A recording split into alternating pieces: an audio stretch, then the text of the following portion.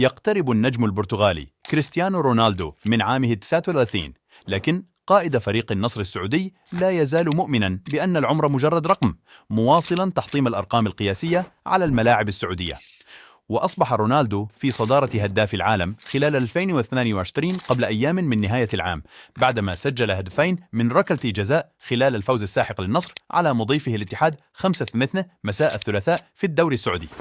ورفع رونالدو رصيده من الأهداف خلال عام 2023 إلى 58 هدفا، متفوقا على كيليان مبابي مهاجم باريس سان جيرمان الفرنسي وهاري كين مهاجم بايرن ميونخ الألماني، ولكل منهما 58 هدفا، وبفارق 3 أهداف عن إيرلينغ هالاند لاعب مانشستر سيتي الإنجليزي الذي سجل 50 هدفا. وتتبقى للنصر مباراة قبل نهاية العام أمام التعاون يوم 30 كانون الأول ديسمبر الجاري، بينما تتبقى لهالاند مباراتان مع مانشستر سيتي أمام إيفرتون وشيفيلد يونايتد.